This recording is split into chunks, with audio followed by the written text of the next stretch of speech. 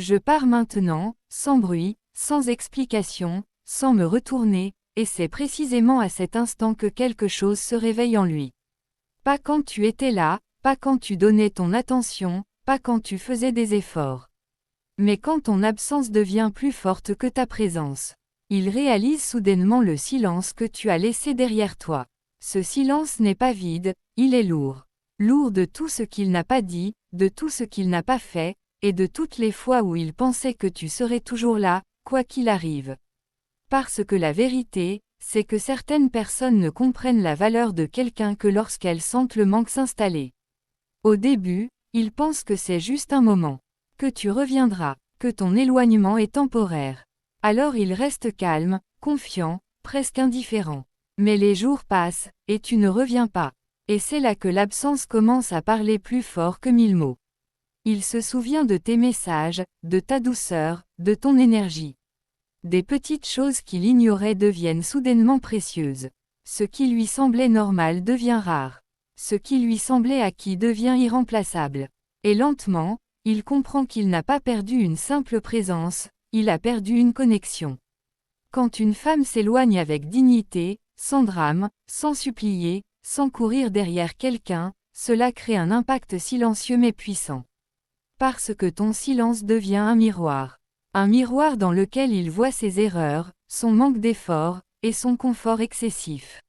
Il commence à se poser des questions. Pourquoi tu n'insistes plus? Pourquoi tu ne réagis plus comme avant? Pourquoi ton énergie a changé? Et ces questions tournent dans sa tête, encore et encore, sans réponse immédiate. Ce qui le perturbe le plus, ce n'est pas que tu sois parti. C'est la manière dont tu es parti. Calme, respectueuse, sûre de toi, sans colère excessive, sans accusation, sans chaos émotionnel.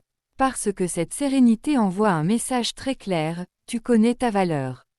Et une personne qui connaît sa valeur ne reste pas là où elle n'est pas appréciée. Petit à petit, il ressent le vide dans les moments simples.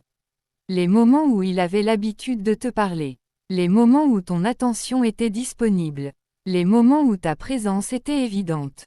Et c'est là que la nostalgie commence. Pas une nostalgie superficielle, mais une nostalgie profonde.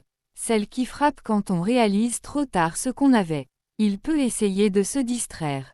Sortir. Parler à d'autres personnes. Se convaincre que tout va bien. Mais au fond, il sait que quelque chose manque. Quelque chose d'authentique. Quelque chose de sincère. Parce que l'énergie sincère ne se remplace pas facilement. Et quand elle disparaît, elle laisse une trace émotionnelle difficile à ignorer. Alors il repense à tes silences compréhensifs. À ta patience. À ton calme. À la façon dont tu donnais sans toujours recevoir. Et il réalise une chose essentielle. Tu n'étais pas acquise. Tu étais loyale. Il y a une énorme différence entre quelqu'un qui reste par habitude et quelqu'un qui reste par choix. Et quand ce choix disparaît, l'impact est réel. C'est souvent après la perte qu'un homme commence à voir clairement. Pas parce qu'il est mauvais, mais parce que la présence constante crée une illusion de permanence. Une illusion que certaines personnes ne questionnent jamais, jusqu'à ce qu'elle se brise. Ton absence devient alors une leçon silencieuse.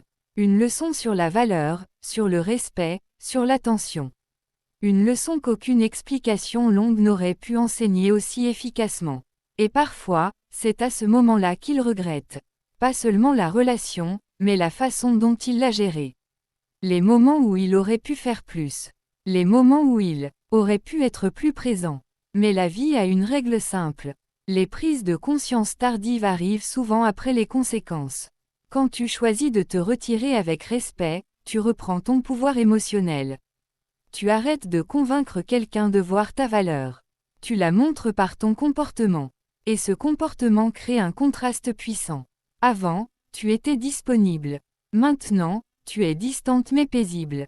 Avant, tu expliquais. Maintenant, tu observes. Ce changement déstabilise profondément. Parce qu'il ne s'attendait pas à perdre ton énergie, seulement à la recevoir sans effort. Il peut alors essayer de revenir. Avec des messages, avec de l'attention soudaine, avec des mots qu'il n'utilisait pas avant. Mais la vraie question n'est pas son retour. La vraie question est ton évolution. Car pendant qu'il réalise ta valeur, Tu es en train de redécouvrir la tienne.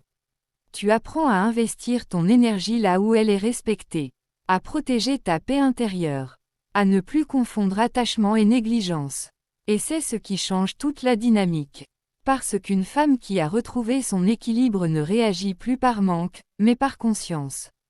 Le plus puissant dans tout cela, ce n'est pas le fait qu'il te supplie ou qu'il regrette. C'est le fait que tu n'as pas eu besoin de crier pour être comprise. Ton silence a parlé, ton départ a expliqué, ta dignité a marqué. Au final, quand un homme ressent vraiment qu'il t'a perdu, il ne regrette pas seulement ta présence. Il regrette la version de lui-même qu'il était avec toi. La stabilité, la sincérité, la connexion authentique. Et c'est là toute la vérité émotionnelle. On ne réalise pas la profondeur d'une présence quand elle est constante. On la réalise quand elle devient un souvenir.